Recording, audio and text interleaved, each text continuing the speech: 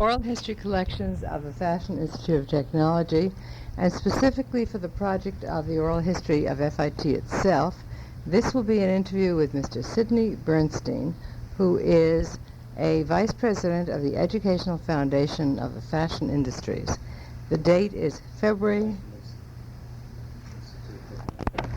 5th, 1985. The interviewer is Mildred Finger. Mr. Bernstein, before we talk about your involvement with FIT, tell us about yourself, where you were born and when, and just about your life. Okay? I was born April 1904 in New York City. My father was a furrier.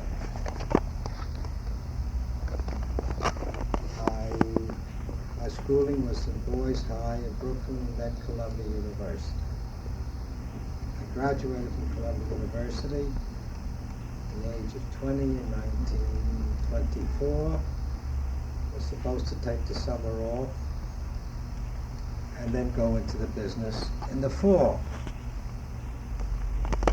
I got bored staying at home. My father with two other co-investors, partners in the real estate, were building. I'm sorry, in real estate or in furs? Real estate. In real estate. He was in business for himself. Who was building a building 224 West 30th Street, and when I came to the office, one of his partners was on a second honeymoon. He was in business for himself, only the investors in this particular property. The second partner returned from Russia. They were both furriers with typhus. My father had gone to England to buy merchandise, so I was there with the building and helped with the language and got involved. It so happened that that in the building, the leading furrier in the world history, Muddy Eidingen, Could you spell his name for me? Eitingon, occupied the large part of the ground floor other than the store that my father took, and three other floors. They had arranged the fur club on the top two floors. The fur merchants was in that association, and the Fur Dealers Association. So in the process of that building being built with associations, you have contact with the leaders of the industry. But I was not in fur, it was in real estate, so if I could read a plan and knew where the staircase was, I know 0 plus how to read where the staircase was. In that setup there, my contact with the fur industry was with them as tenants. I see. At the end of the following, the building's completed, occupancy February 1st. I went back in March to the fur business and gave that to a broker who had out-traded us, the best trader at Brooklyn. And I went to Europe. I was in the fur business, went to Europe in this summer, and when I came back, I liked the fur business. This could be a whole story in itself. Oh yes, it certainly is. And then I went into business. At that time, the Tiffany building, 150 West 30th Street, was to be built for the following year, and I became partners with somebody. Without going into too long a story, because that could take 4 tapes, so I've been in the fur business, in the real estate business, tied to the fur industry, since 1924, the fall of 1924, or 1925. And so, had you studied business at Columbia, or were you a liberal arts major? It was economics and music. And I got out in 3 years, and I was going to go into medicine, but that's another subject. That's interesting. You decided not to, and you decided to stay in the real estate and fur business. No, I didn't, because I didn't have the discipline of a scholar. Music was not a language to me. If it was a language to me, nothing could have kept me away. Finger of God touched me through Beethoven. And in the business, over the next 3-4 years, before the Depression, we managed to build up a little management business and had 13, 14 buildings, which were written through the Depression. They were buildings which you didn't own, but which you managed. Yes. All in the garment industry? All here in 29th and 30th Street, between 6th and 8th Avenue. So this is really in the heart of the all fur through business. the Depression. And I became the specialist for the 6 blocks from 26th Street and 8th Avenue to 31st Street and 6th Avenue. Anything that happened in that area, I had a relation to. Was the fur industry always there? Our industry had started. It was in 25th Street, 6th Street, 27th Street, between 6th and 7th Avenue. That building that my father built on 224 West 30th Street was the shift up north. I see. There were others also. There was one 333 7th Avenue. There But was they some were never buildings, down on but the Lower East shift Side. was north. Yeah, they were never on the Lower East Side, for Now, example. my father was in the Lower East Side, 1900, but as a retailer. Uh-huh. A retail business, Isn't not a it? manufacturing. Yes, yeah. It was Bleecker Street, Groom Street, and the rest, you had your contractors. Because a lot of the furs came here, if I remember, my memory is correct, the production was in Germany. World War I started the real development here in a number of industries. The post-World Yes, War I, right, the cutoff there. So that, in other words, if anything happened in the area, I was, quote, so to speak, an expert in terms of the real estate. Even to the extent of mortgage companies calling me up about mortgages for competitive buildings, or the city of New York about certain factors. Specialize in this area. It's been for 60 years. Yes, indeed it has. Time. Now, in addition to that, so what happened here, if it was in this area, I became involved. Right. Now, in addition to that, the FIT is an outgrowth of the development in the high school. Right, of needle trades. Needle trades. My father was very active in that high school. And he used to, I think... What was his father's first name? Alex A. Bernstein. He was one of the leaders of the industry. There's the picture. And he, what do you call it? So in the high school, and he was very close with Nat Brown. Almost a mentor. Right. With buddies with storytellings and biblical discussions and whatnot. Right. And the college was an outgrowth. It started with 2 floors in the high school on 24th Street. And then they assembled the campus area that they are now. And at which time I became interested because with the passing of age, he was in the high school period, but I became involved in the college campus here and became involved with the real estate.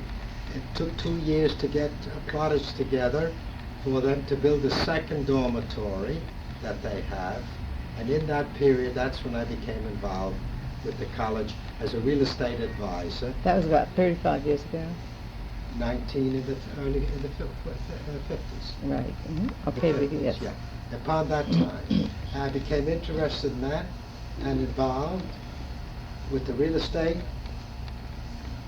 Then I became involved with Larry Bethel, one of the presidents that you may have heard. Yes. And we spent a few years on a project which was, I won't go into this now, Please. it's a long one. Oh. It'll take longer than the whole thing.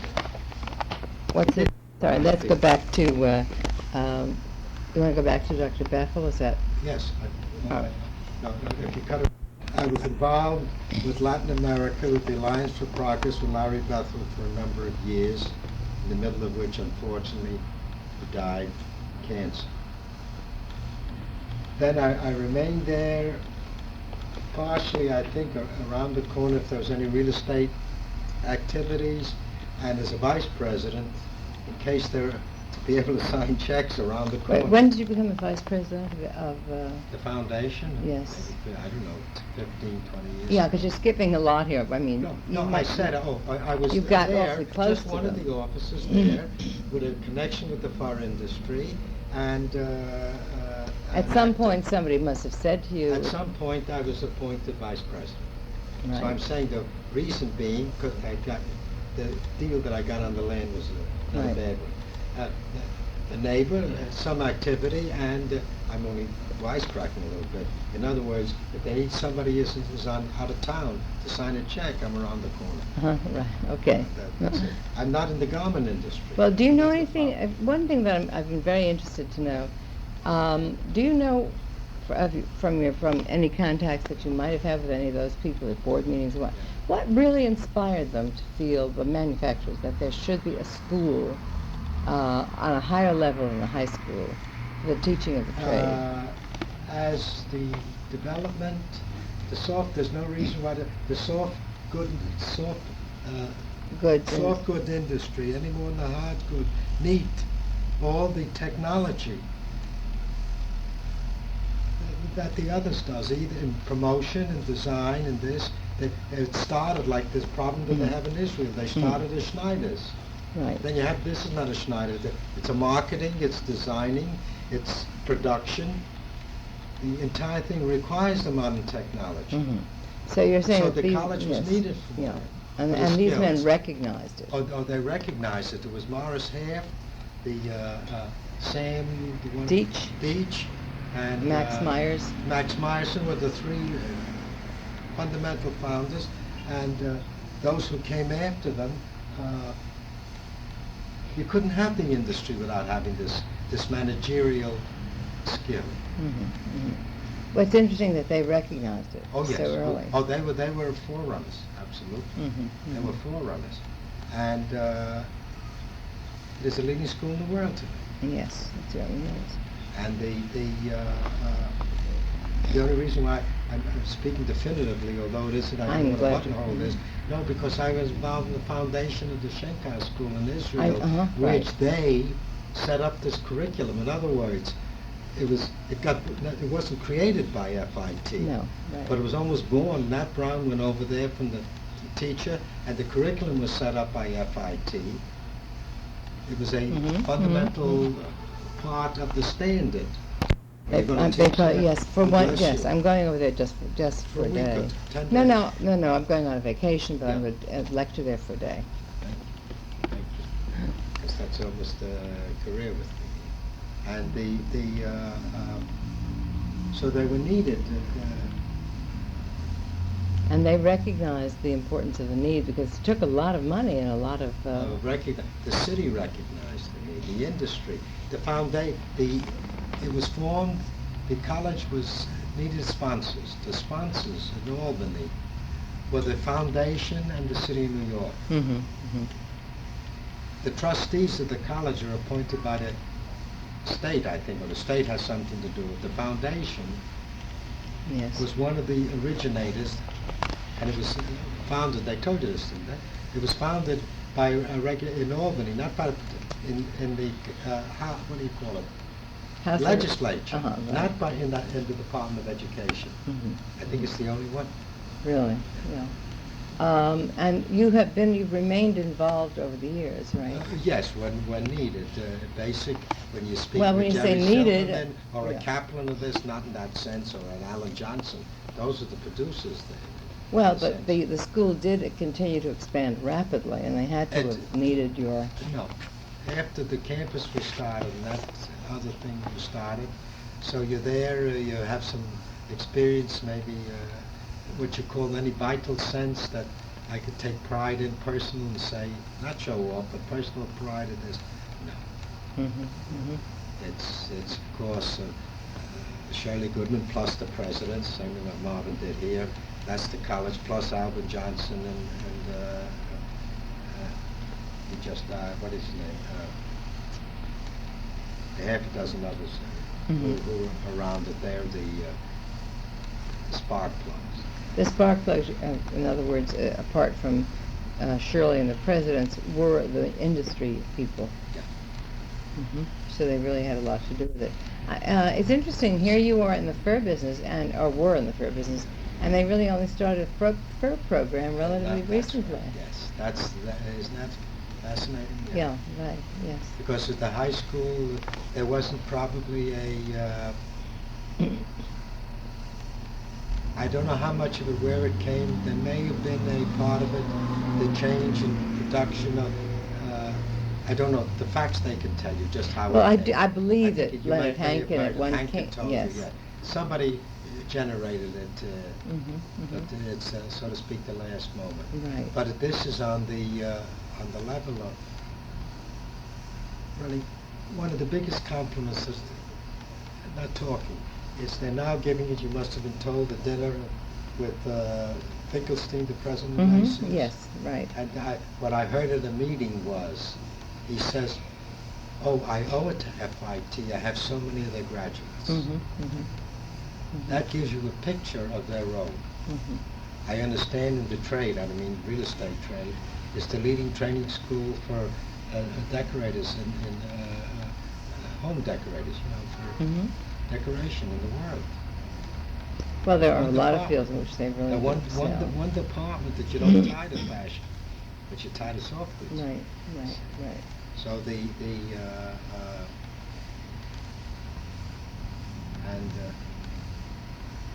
I don't know what else I can add to it. The beginning you had. Yes. Tell me something about the board meetings that you go to. Yes. I know you're being very, you're saying that your own role is very limited because the school is rolling and you only look for real estate from time to time. But I assume, if I know how that board is run, that your contribution has to be there or you would not be on the board forever. Well, you've been a long yes. time. So what else have you done? I mean, this isn't a question of being modest. It's a question of being telling a history.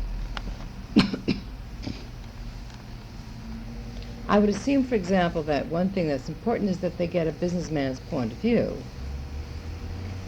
Yes, that's a collective judgment. Right. But you see, you have the experts presenting positions, and you know the meetings. You have screens, you know, and this and directions, and then there's a discussion of the direction in terms of either the problems or the opportunities that exist. And A says this and B says that. So the board members are not even catalysts, because that's a generator factor. The board members are, does that make sense or not? So for that you want merchants around who've had executive experience. But in the contributing sense of applying to the school on the basis of education or direction, it's others as a direction which is checking off with you rather than you generating. Right. So it isn't false modesty I'm trying. No.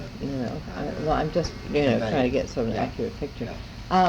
Let's go back a little bit. When you said that you became involved in this because you were right in the area, and also because your father was involved with the Central Negro Yeah, but so Trades High Morris School. Half, their partner's Morris Half, who built the auditorium, Right. who was the big Right. starter of this, as you know, one of them, is a partner sort of in this building. Really? And it's Hayburn, Half Bernstein. The building was sitting here. I see. And Pop didn't bring me to it. It was a parallelism that I was in the trade. There was Morris Half. I knew I had met Nat Brown, what I call socially, independently of this. And when the campus was built, once, for example, even on the campus, they wanted 27th Street, 26th Street. Yes, the whole block right. of 26th Street in addition. And there was Ellie Guggenheimer, who was on the board. Ellie Guggenheimer, I remember walking with Ellie Guggenheimer on the street and this, and we were talking, and how many jobs are affected. And when she saw that the 322 8th Avenue building, 20-story building on 26th Street might mean 1,000 jobs, she began to talk about eliminating 27th Street. But we were talking, I said, well, that one there, but not 282 7th Avenue, and not this one on this, you know, the whole front between 26th and 27th. You know, so there, you measure it. We were walking there, and if she's bringing up a problem, we push that aside, but cover this one. You're available if, as and when, so to speak, is required. Real estate-wise, and except for the housing, except for the housing that they're now, Mhm. you've probably The gone jo- into for the new. No, I haven't really. I haven't heard I about said, it. or for whatever it is. Yeah. Until that, nothing has happened since the. Where is there going to be new housing? That you'd have to get from them because the You're facts not involved with it. report. No, that's with the city. I see. There is, what do you call it, on land that they have available land next to the native building, next to what exists there now. There's an opportunity there. I think they're negotiating for building some more dormitories. But that hasn't been that hasn't come Right, through the right. through the command. But that you can get from Yes. from the campus. Yeah, but so how do you see your own role now?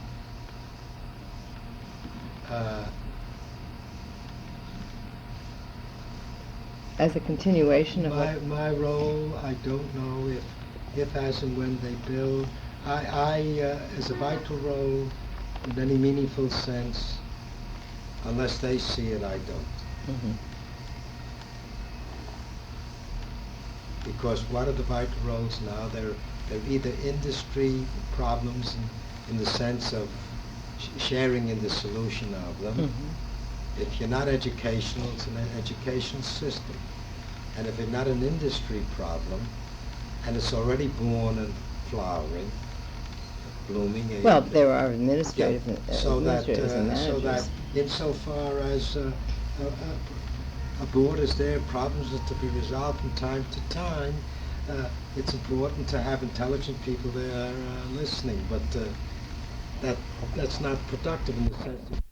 Well, but that is productive. There in has people. been, and also I think there's been not a shift, but there's been an increase in the commitment of the textile in addition to the fashion. So their budgets are larger now and can be tied to the larger factors of the soft goods industry. Well, now that's interesting. Why is there a greater commitment now on the part Because of they come, you get it from them. It's Fashion Institute of Technology, and Right. the technology and the soft goods, or the setup there with the production is stupendous. If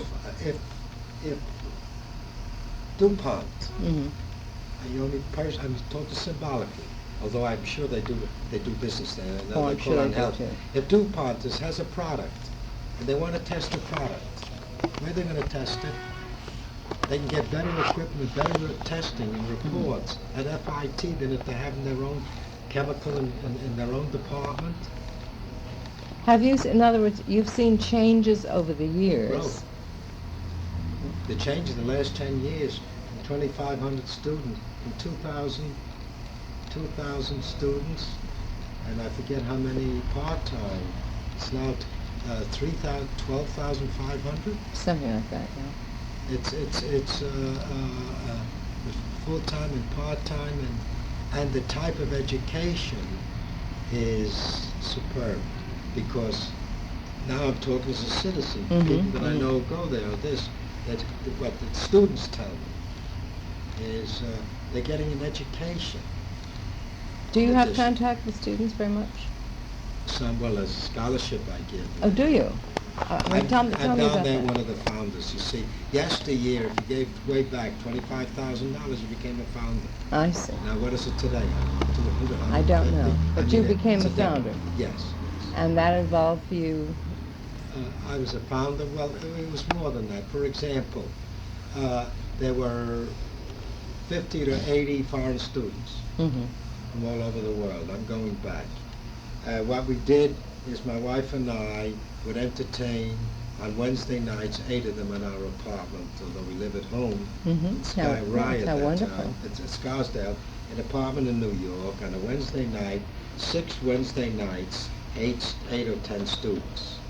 Then on Thanksgiving, we'd invite all of the students, How wonderful. 50, up to our house in Scarsdale for Thanksgiving dinner, which is American tradition, and only Anita and her friends would be the cooking and the serving, not help. So they do with me. So there would be a color. You're adding another little factor to the Right. to the scene. See, and Now, tell me about the scholarship. No, Do you meet the students who are being after the considered? scholarship, when the scholarship is given, then there's the date of presentation. Is the scholarship You have- given in the name of your membership? Is that? Yes, in fact, yes, only my own scholarship, I gave in the honor of that, who was President Larry Bethel at that time. So Uh-huh. it's a Larry Bethel scholarship, not my own. I'm not in the industry. Right, If it right. were in the industry, you would do it, for obvious reasons. So it's a Larry Bethel scholarship, but it's based on the amount I gave, and when he or she receives it, then we have a breakfast together. Mhm, mhm. But in the nature of the trade, from time to time you get a call. Look, my daughter wants to come in, or my son would Mhm. like to get into FIT. Do you think you can recommend, or sort of thing like that? Yeah, right. So you do have some exposure at least to the Yes, young yes. people. Yes, right. And yes, Mhm, mhm. and being around, it's around the corner. You walk by, and it's a living thing in that sense, not really just a dead. See, when I was tied down to the Latin American thing, which took a few years there, we were tied up. The government gave us somebody from the State Department, full time if needs be, to set up colleges for 5 years, to break them in, the home base to be here, and then cut off the ability. That was the project you were working on with project Dr. That Bethel. was all born. It got started already. He went in 52, went into the hospital, cancer, Right, didn't come yeah, out. right. And that was just when they were beginning to build the new campus, so it expanded, so it didn't. Nothing happened. But in the time, it was Dean Price, Arthur Price. I had the heads of 3 departments. We went to Lima, and to Santiago, to Mexico, to Central America on 2 or 3 trips. 3 of them were retired to count, 2 of them with the staff. So there was it wasn't just you came to a meeting 4 times a year. Right. There had Yes. been a relationship. There was an involvement, Yes. a relationship. And in yes. the Israel thing here, which the Shenkar College, which was set up there, Jean Jarnow is on our board. Jeanette Jarnow, yes. Jeanette Jarnow is on our board. And the college set up the curriculum, Right. and there I'm heavily involved. So there is some sort of an interflow, but not in the sense of an industry Right. leader Representative, who could yes. give an idea as to what to do. A listener who could say, maybe that's a good one, or not. Right. And so, getting back to your own personal life a little bit, Yeah. by 20 you were working. You were married. You got No, I married. didn't marry until 1941. Ah. Do you have children? 42 January, Uh-huh. to be Yeah. exact. 3 children. Is any of them interested in this whole area, either real estate or? My son, clinical psychologist, Institute of the Blind. I see. That marketplace. Right.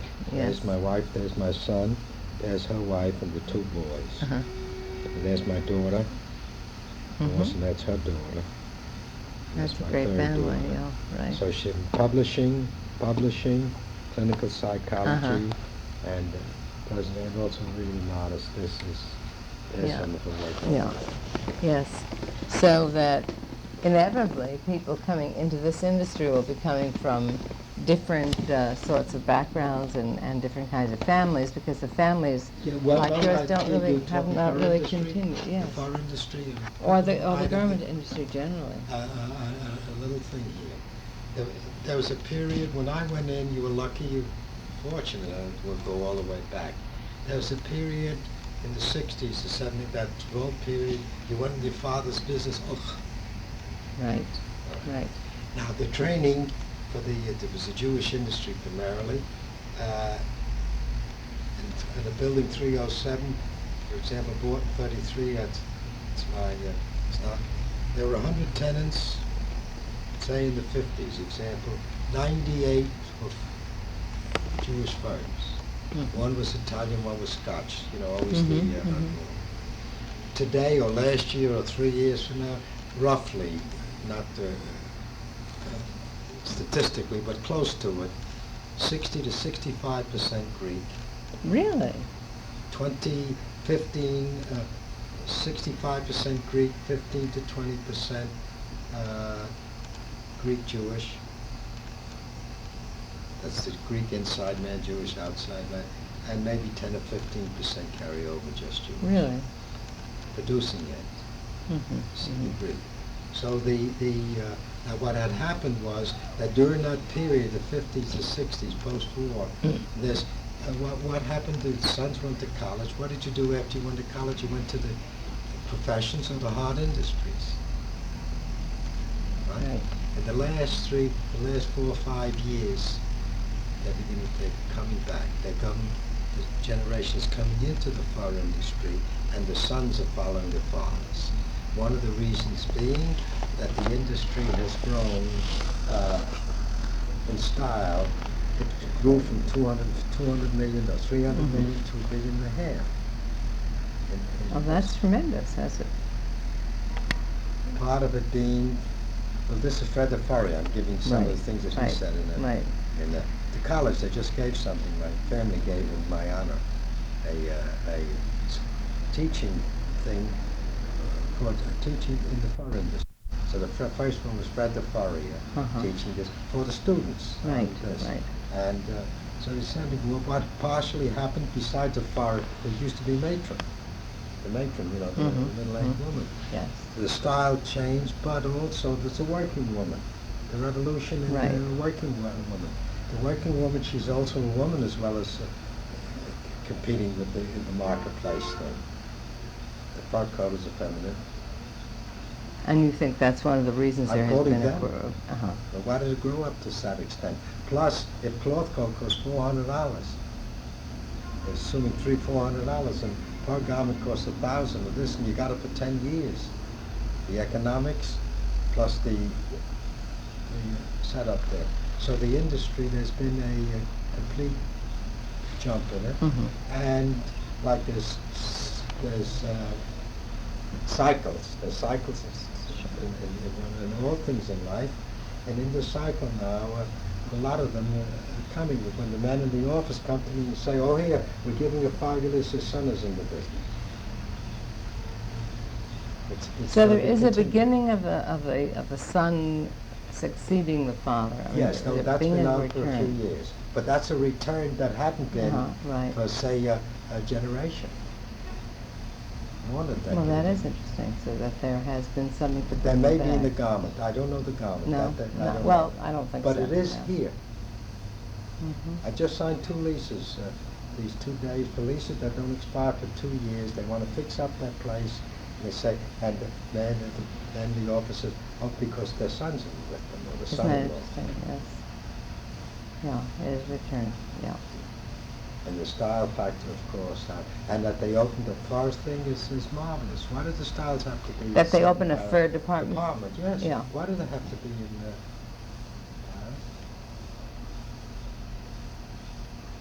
Well, the answer Gallinus is that they don't have. Here. We just rented Gallinus.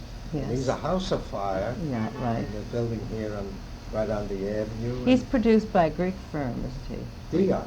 Yeah. Dion Gallus. There's the far here, and they took an extra floor in the building also to present his dresses.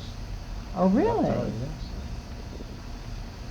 I didn't know. Well, that's interesting. So that In could the be. building here in 345 7th Avenue. Yeah, that's very And the interesting. loft that this Dion will, I think, match anything done in New York. Well, that is very Which is interesting. So part they of have succeeded. Yeah. Well, of course, New York keeps changing all the time. Well, this is part. That's the only reason I'm saying it. Yeah. It's part of the change.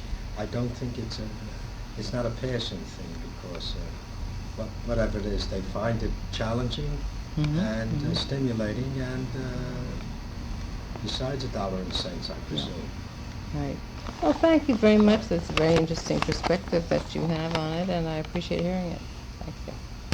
Mr. Bernstein, you were just saying something very interesting about the spirit of the school and why you think it all is so meaningful.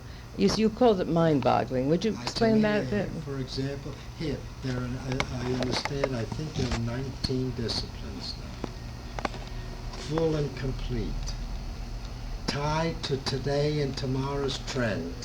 not one of the weaknesses that are inherent in the bureaucracy of a university, which tends, certainly with tenure, to be tied to yesterday, especially in an industry that changes. For example, last year, I think it was, that a $450,000 machine was bought on the West Coast for some of the new equipment. Mm-hmm. I understand, and I was told, it may not be this machine, but I was told that in the pattern making, I'm doing this from memory, so the exact thing should be checked of their correctness, specific correctness. That if you put on the material on a pattern 8 feet high, and it's pressed and sucked down, it comes to a depth of, a height rather, of 6 inches. I was told on the side that that's 6 inches, that tightness of that material is stronger than steel. And that if you, then when you use the knife to cut it, it's a millimeter, Yes. a millimeter of margin of error, whereas it's a quarter of an inch in the normal cutting as it is. Then now I know that they're working on how you turn over a sleeve. They're working on a sleeve that can be robotically done, but it isn't on a fixed subject. So that the moves and the activities of the college with the research and development are linked to tomorrow, to today, leaning towards tomorrow, not today based on yesterday, which is rare. Enough, for example, to go back a few years, I understand the second finest museum museum costumes in the world Costume museum, was yes. the Brooklyn Museum, Yes. Mm-hmm. and they've sent it over to FIT for permanent Yes, residence it's and been there use now for several years. for several years. Why? Because that's where it's used and it's alive. Yes. Mm-hmm. And that, so that, and even their teaching staff, I understand, is that it's what is today in a rapidly changing method of production. And with the interplay of disciplines and with the humanities, the general studies there, it's a privilege to be, it's a privilege to, that one's name is attached to. And it doesn't live on one person's production or whatnot. And there's a pride if you talk to the teachers or in the meetings, socializing with this. There's a commitment, there's a code, there's a standard that I graduated from Columbia. Mm-hmm. It's my alma mater. A quality of excellence, which to me is where it exists as an ultimate democracy. Very good. Thank you.